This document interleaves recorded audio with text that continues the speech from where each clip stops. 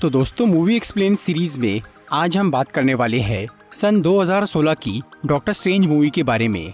MCU की इस 14th film में साइंस और टेक्नोलॉजी से हटके जादू और चमत्कारों की कहानी दिखाई गई है, जहां डॉक्टर स्टीवन स्ट्रेंज एक आम इंसान से एक महान जादूगर बनता है और वो अंधेरी दुनिया की बुरी ताकतों का सामना करता है। अगर आप इस फिल्म को अच्छी तरह समझना चाहते हैं तो ये वीडियो देखते रहिए। आज मैं डॉक्टर स्ट्रेंज मूवी को शॉर्ट में एक्सप्लेन करूंगा, तो बिना किसी देरी के आइए देखते हैं।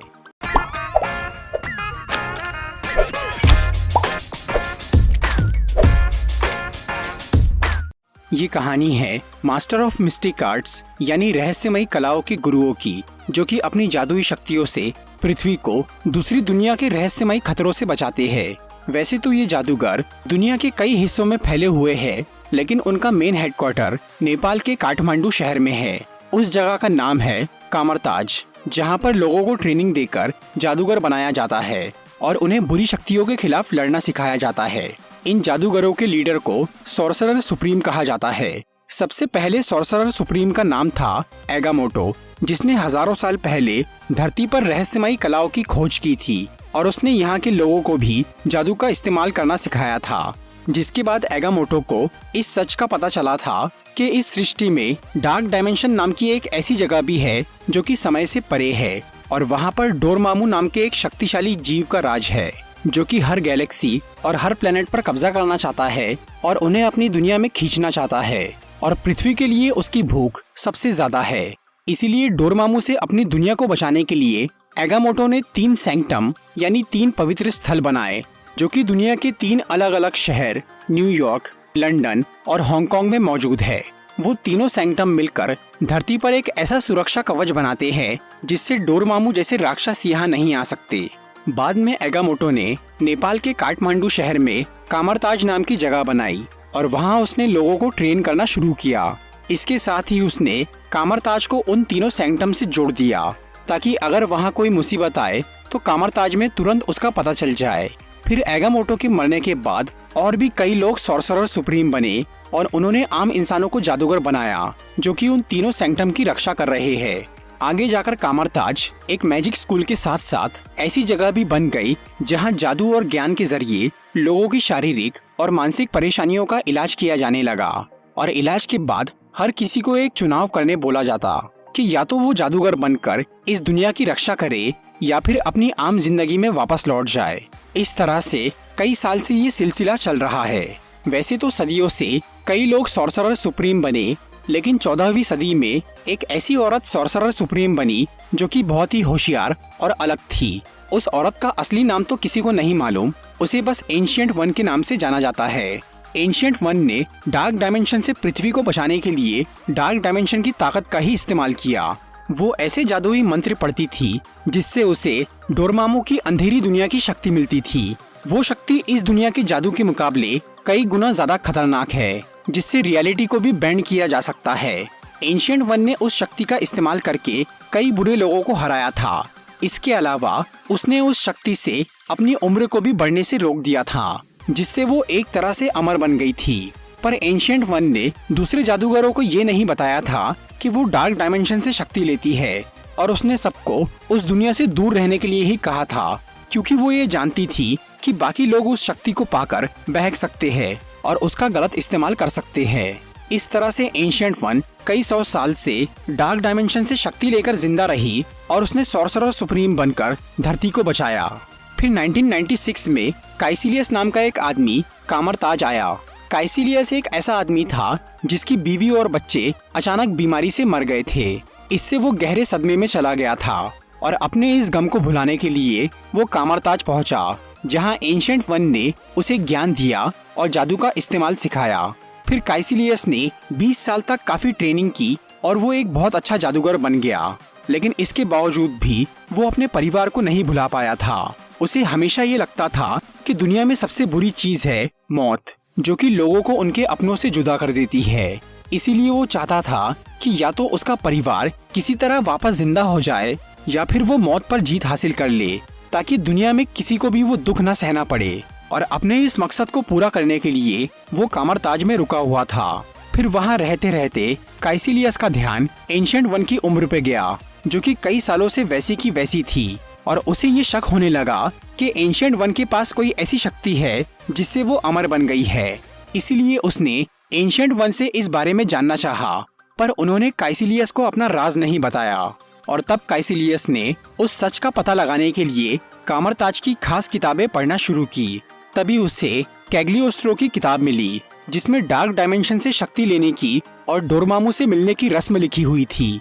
पर काइसिलियस इतना शक्तिशाली जादूगर नहीं था कि वो उस रस्म को खुद अकेला पूरा कर पाता।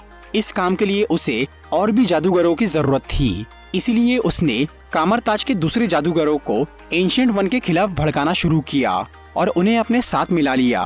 और फिर एक दिन काइसिलियस और उसके सभी साथी कामरताज की लाइब्रेरी में गए और उन्होंने वहाँ के लाइब्रेरियन को मार डाला। इसके बाद काइसिलियस ने वहाँ से कैग्लियोस्ट्रो की किताब उठाकर उसमें से वो पन्ने निकाल लिए जिसमें डार्क डायमेंशन के बारे में लिखा हुआ था। लेकिन तभी वहाँ पर एंशिएंट वन आ जाती है और वो उन्हें चोरी करने से मना करती है। फिर काइसिलियस और उसके साथी वहाँ से भागने की कोशिश करते हैं और तब एंशिएंट वन उनसे लड़कर वो पन्ने छीनने की कोशिश करती है, पर आखिर में वो लोग वहाँ से भागने में कामयाब हो जाते हैं। इसके बाद काइसिलियस और उसके साथी उन पन्नों में लिखे हुए मंत्र और उस रस्मों को समझने की कोशिश में लग जाते हैं।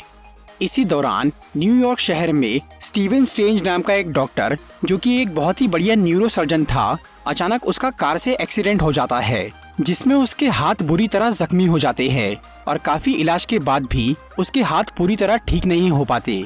डॉक्टर स्ट्रेंज को अपने करियर से बहुत प्यार था, इसीलिए वो किसी भी तरह अपने हाथों को ठीक करना चाहता था, पर अब उसके सारे पैसे खत्म हो गए थे। इसीलिए उसके दोस्त उसे इलाज की जिद छोड़ने के लिए बोलते हैं, लेकिन वो किसी की नहीं सुनता और वो सबसे दूर हो जाता है।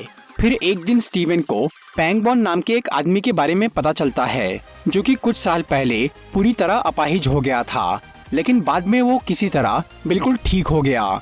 इसीलिए स्टीवन जाकर पैंगबॉन से मिलता है और उससे उसके इलाज के बारे में पूछता है। फिर पैंगबॉन उसे बताता है कि वो कामरताज गया था और वहीं से वो पूरी तरह ठीक हुआ। ये सब सुनने के बाद स्टीवन काठमांडू पहुंच जाता है और वहां पर वो कामरताज का पता लगाना शुरू करता है।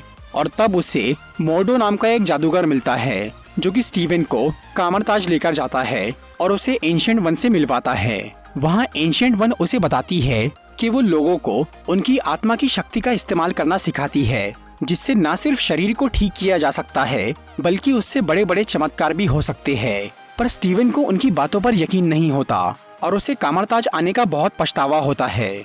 इसीलिए एंशिएंट वन अपनी शक्ति से उसे आत्मा का एहसास कराती है और पूरे मल्टीवर्स की एक झलक दिखाती है, जिससे वो एंशिएंट वन के आगे झुक जाता है और उनसे सीखने के लिए तैयार हो जाता है।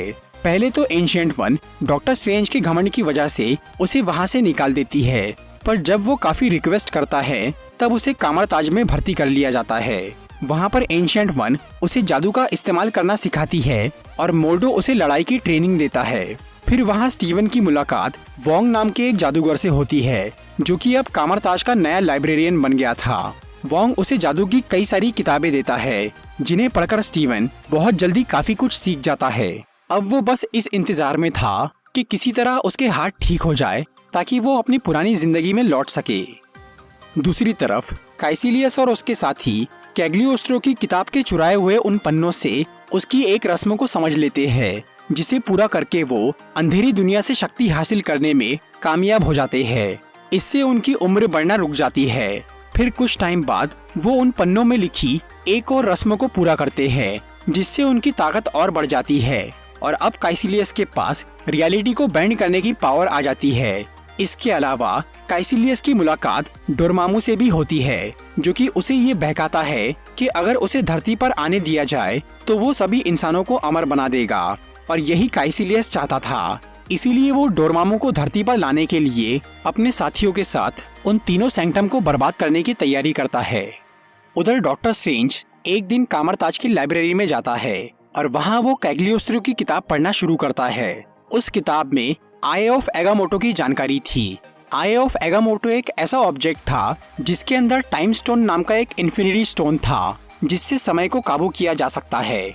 सदियों पहले जादूगर एगामोटो ने टाइम स्टोन को ढूंढा था और उसने उस स्टोन को सुरक्षित रखने और उसका अच्छी तरह इस्तेमाल करने के लिए वो ऑब्जेक्ट बनाया जिसे आई ऑफ एगामोटो कहते हैं। और कैग्लियोस्ट्रो की किताब में आई ऑफ एगामोटो को इस्तेमाल करने की रस्म लिखी हुई थी, जिसे पढ़कर स्टीवन उसे समझ जाता है और वो समय को काबू करना सीख जाता है।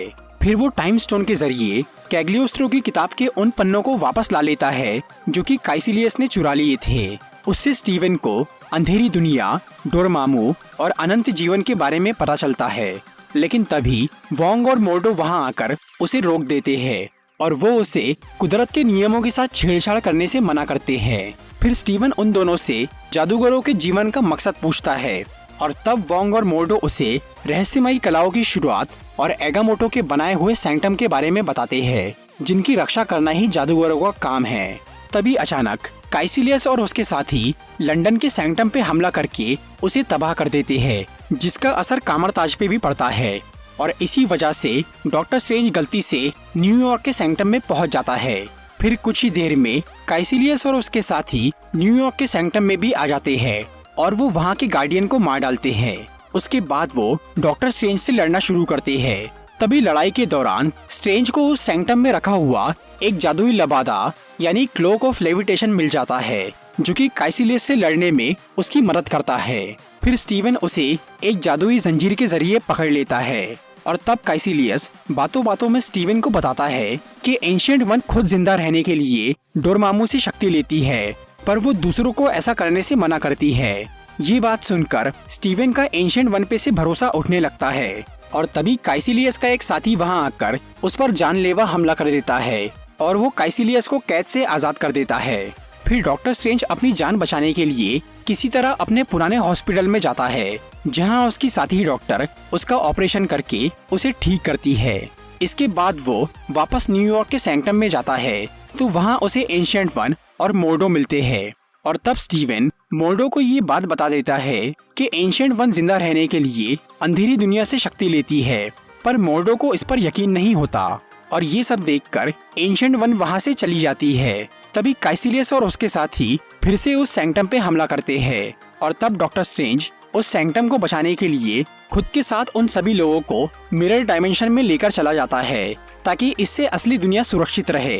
फिर वहाँ पर काइसिलियस और उसके साथी मोर्डो और स्ट्रेंज को मारने के पीछे पड़ जाते हैं और तब एंशिएंट वन उन्हें बचाने के लिए मिरर डायमेंशन में आती है और वो काइसिलियस से लड़ने के लिए अंधेरी दुनिया की ताकत का इस्तेमाल करती है, जिससे मोर्डो को भी उस बात पर यकीन हो जाता है और वो भी एंशिएंट वन से नाराज हो जाता है। फिर काइसिलियस एंशिएंट वन पे धोखे से हमला करता है और वो उन्हें असली दुनिया में फेंक देता है, जिससे वो बुरी तरह जख्मी हो जाती है। इसीलिए स्टीवन उन्हें हॉस्पिटल लेकर जाता है, लेकिन वहाँ पर एंशिएंट वन की मौत हो जाती है। पर मरने से पहले वो अपनी आत्मा के जरिए स्टीवन को बोलती है कि वो एक बहुत अच्छा जादूगर है और वो ही इस दुनिया को डोरमामू से बचा सकता है, पर इस काम के लिए उसे भी कुदरत के नियमों को तोड़ना होगा। फिर बाद में स्टीवन मोर्डो को भी ये समझाने की कोशिश करता है, पर उसे एंशिएंट वन की वो बात गलत लग रही थी। फिर स्टीवन किसी तरह मोर्डो को राजी करके उसे हांगकांग लेकर जाता है, ताकि वो वहाँ के सैंक्टम को बचा सके। उधर वोंग भी हांगकांग के सैंक्टम में पहुँच गया था और वो वहाँ के जादूगरों के साथ मिलकर लड़ाई की तैयारी कर रहा था। फिर काइसिलियस वहाँ आ जाता है और वो जंग शुरू कर देता है। फिर जब स्टीवन और मोर्डो वहाँ पहुँचते हैं, तब तक काइसिलियस और उसके साथियों ने वोंग और सभी जादूगरों को मार दिया था और उन्होंने उस सैंक्टम को भी तबाह कर दिया था। और क्योंकि अब लंदन और हांगकांग के सैंक्टम तबाह हो गए थे और न्यूयॉर्क का सैंक्टम भी कमजोर हो चुका था, इसलिए धरती पर से वो सुरक्षा कवच हट जाता है और डोरमामू अपनी अंधेरी दुनिया के साथ यहाँ आ जाता है और वो पृथ्वी को निगलना शुरू करता है। इस सब को रोकने के लिए डॉक्टर स्ट्रेंज आई ऑफ एगामोटो का इस्तेमाल करके टाइम को रिवर्स कर देता है, जिससे सभी मरे हुए लोग वापस जिंदा होने लगते हैं और वो सैंक्टम भी ठीक होने लगता है। लेकिन तभी काइसिलियस उस मंत्र को बीच में ही तोड़ देता है, जिससे धरती का समय रुक जाता है। फिर वो स्टीवन पर हमला करने के लिए आगे बढ़ता है, पर तभी स्टीवन को एक आइडिया आता है और वो डार्क डायमेंशन के अंदर चला जाता है। उस जगह पर समय का कोई अस्तित्व नहीं था, लेकिन स्टीवन के पास टाइम स्टोन होने की वजह से अब वहाँ पर भी समय आ जाता है। फिर स्टीवन वहाँ पर एक टाइम लूप बनाता है, जिसे वो अपनी मौत से जोड़ देता है और फिर वो डोरमामू के पास जाता है और उसे धरती छोड़ने के लिए बोलता है, लेकिन डोरमामू उसे मार डालता है और तब डॉक्टर स्ट्रेंज अपने टाइम लूप की वजह से दोबारा जिंदा हो जाता है और वो फिर से डोरमामू के पास जाता है जो कि उसे फिर से मार डालता है, लेकिन वो दोबारा जिंदा हो जाता है। इस तरह से डोरमामू उसे बार बार मारता जाता है और स्ट्रेंज उस टाइम लूप की वजह से बार बार जिंदा होकर उससे सौदा करने जाता है। आखिर में थक कर डोरमामू को उसकी बात मानना ही पड़ता है, इसीलिए वो काइसिलियस और उसके साथियों को अपनी अंधेरी दुनिया में समा लेता है और वो पृथ्वी को छोड़कर चला जाता है। और तब स्टीवन फिर से टाइम को रिवर्स करता है जिससे वो शहर बच जाता है और वहाँ का सैंक्टम ठीक हो जाता है। लेकिन इस सब से मोर्डो खुश नहीं था। उसका ये मानना था कि कुदरत के नियमों को तोड़ना गलत है, जो कि स्ट्रेंज ने भी तोड़े थे। इसीलिए अब मोर्डो कामरताज को छोड़कर सबसे दूर चला जाता है। इसके बाद डॉक्टर स्ट्रेंज अपनी पुरानी जिंदगी को भुलाकर हमेशा के लिए जादूगर बनने का फैसला करता है और वो न्यूयॉर्क के सैंक्टम में रुककर वहाँ का नया गार्डियन बन जाता है। मूवी के मिड क्रेडिट सीन में कुछ महीने बाद का टाइम दिखाया जाता है, जहां थॉर न्यूयॉर्क के सैंक्टम में आकर डॉक्टर स्ट्रेंज से मिलता है। थॉर असल में ओडिन को ढूंढने के लिए लोकी के साथ धरती पर आया था और इस काम में डॉक्टर स्ट्रेंज उसकी मदद करता है। मूवी के पोस्ट क्रेडिट सीन में हमें मोर्डो नजर आता है, जो कि पैंगबॉन के पास जाकर उसके शरीर से उसकी जादुई शक्ति निकाल लेता है, जिससे पैंगबॉन फिर से अपाहिज हो जाता है। मोर्डो ने ऐसा इसीलिए किया क्योंकि उसे लग रहा था कि जादूगर अपनी शक्तियों का गलत इस्तेमाल कर रहे हैं, इसलिए उसने दुनिया के सभी जादूगरों की शक्ति छीनने का सोच लिया था। तो दोस्तों, ये थी डॉक्टर स्ट्रेंज मूवी की explanation video.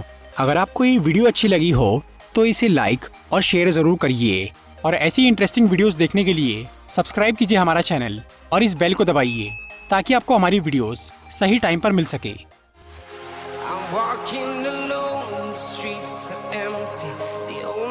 I can see my own silhouette. I'm getting stronger, step by step. The clock is ticking, but there's no time for me.